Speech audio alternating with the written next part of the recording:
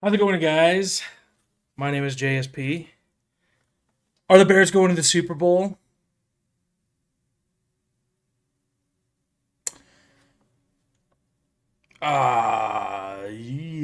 Yes. No, no, no, they're not. All right, it's just preseason. I don't know how many times you've heard that phrase over the last 24 hours, but it is just preseason. But don't get excited, all right? No matter what anyone tells you, no matter what Chase Daniels tells you, Dan Orlovsky, anyone, don't get excited. Or at least I'm not. You guys can do what you want, but I'm not getting excited. I told my fiance, I told my friends, my family that I'm not getting excited for the Bears this season. I'm extremely excited. It's fantasy. I have 3 fantasy drafts this week. I'm excited to get back into fantasy football. I'm excited that football, like real regular season football, is about to be on my screen in about 2.5 weeks. Um, I told my entire friends, family that I will not get excited like I normally do every offseason for the Bears. But my God, did they make it hard last night? Last night, the Bears' second preseason game came on. I barely even watched the first one because there was no starters. It was just Tyson Bagent, which he's also entertaining. So, um, but the first 2 drives, Caleb Williams and the starters came out to show the world what him and Ben Johnson could possibly do. And that's the whole point of preseason. It's pretty much like a preview of possibly how the season will go. And hopefully the season goes like that. Hopefully. It's just preseason. You know what I mean? So we have yet to lose, 3 years in a row, a single game in preseason. So take it with a grain of salt. But goddamn, them boys looked good. You know what I mean? Especially Colson Loveland with the doing it right. You know what I mean? I don't have the swagger like he does. That's what he did. Doing it right. That's fucking hide your kids, hide your wife, hide your girl. Colson Loveland's coming for your wife or your girlfriend. You know what I mean? Stay the hell away from him. But we're not here to talk about how Colson Loveland makes women's ovaries. Okay, I'll stop talking about that. We're not here to talk about that. We're here to talk about the Bears and how they looked last night. Luther Burden, really good. My God, that dude's going to be really good in this league. He got separation. I think all 3 or 4 of his catches, he had like no one around him half the time, like within 2 to 5 yards of him. Tyson Bagent had a very good game, threw for almost 200 yards and a touchdown. Ian Wheeler had 2 touchdowns. The guy I actually didn't even know who he was until today. I think his number was number 38, Brown. He ran pretty good and had also I think 2 touchdowns. So man, he was good. Tyler Scott had a very nice toe tap touchdown. That was really cool. So overall, very good game for the Bears. It ended up being 38-0. So Dennis Allen's defense is apparently no freaking joke. Our starters played, and Mike White and Mitch Trubisky could literally not get anything going. Their defense or their run game was nothing last night. And yes, they were not playing their starters. Josh Allen did not play. He did not play.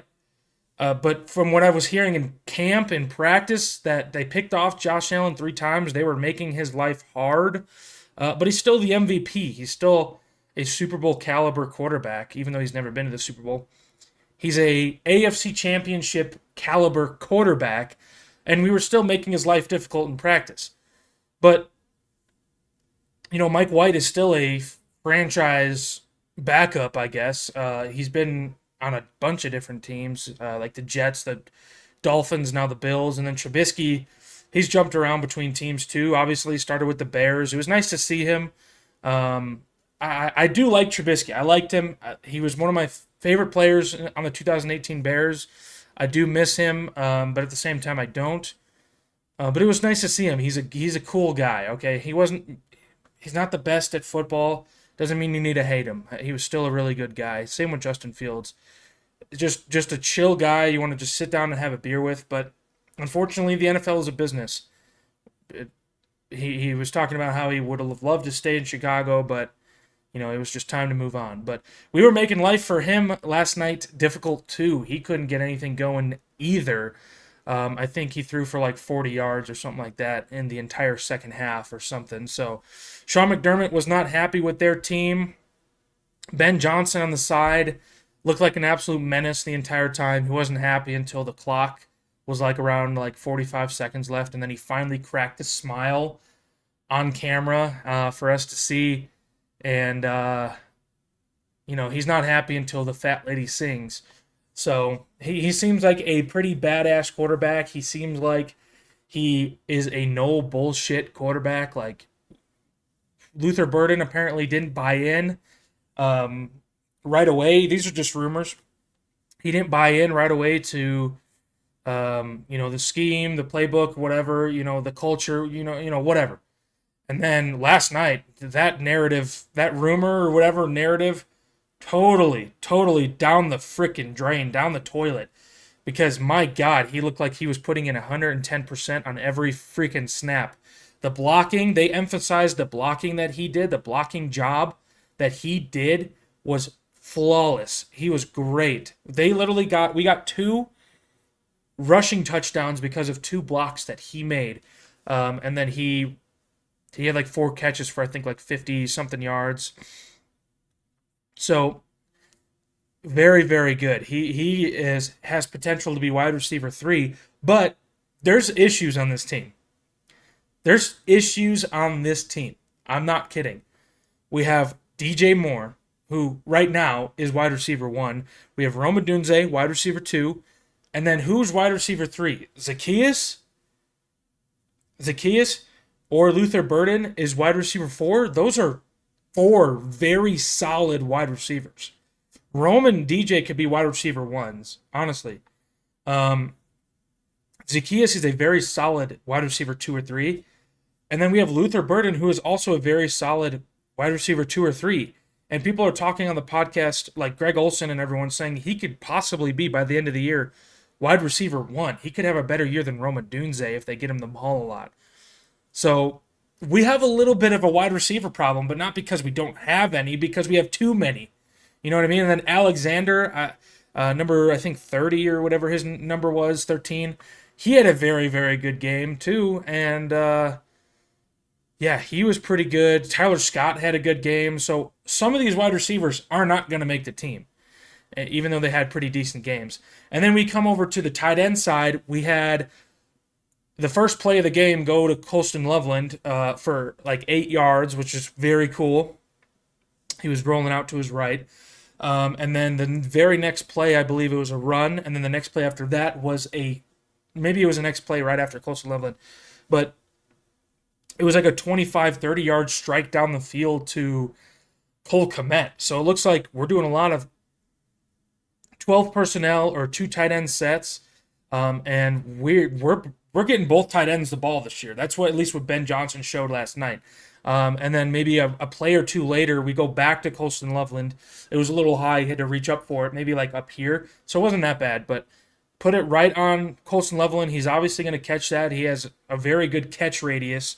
So just put it like in his vicinity, and he'll probably come down with it for like a 10, 15-yard gain. And then I think like 2-3 plays later, right down the middle to Zacchaeus for like a 40-yard touchdown.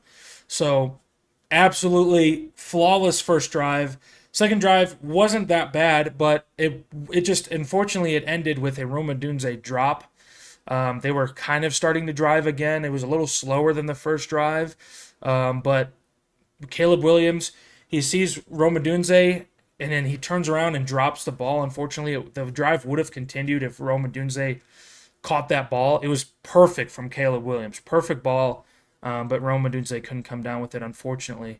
But the coach has said in practice that is a very rare occasion. He doesn't really drop any balls, so hopefully that doesn't translate into the NFL season. That's fine if you do that in the preseason, but don't do that in the NFL season.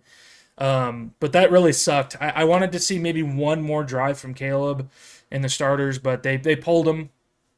after that. So I'm hoping maybe just to get a little ramp up period, some actual reps next week against the Chiefs. I really hope they just play the starters for like at least a whole half, just to kind of get everyone used to the system, get everyone used to live reps and all that. So that's my prediction. I would like all of them to play for at least a whole half, not the entire game, obviously, but Tyson Bagent, after last night, he pretty much cleared himself as QB2. He impressed me last night. He really did. He I wasn't sure how much more I was going to watch because the Bears only played 2 drives, or the starters only played 2 drives. But I watched like until like the third quarter ended, and he impressed the fuck out of me. He was really entertaining to watch. And then obviously I watched because Luther Burden was still out there and everything. I want to know who maybe our second like running back would be, running back number 2. So let me know what you guys think in the comment section below. Are the Bears going to the freaking Super Bowl after one preseason game? But let me know. I will see you guys in the next one. I'll probably do another video next weekend, and then I'm going to start ramping up the videos again because the season's starting in like 2 weeks. So I'm going to ramp up the videos. I just was taking like a 6-month break because didn't really give a shit about the Bears. I mean, I obviously still do. But I was trying not to get hyped up for the Bears until the season, I guess. But I'm still not hyped.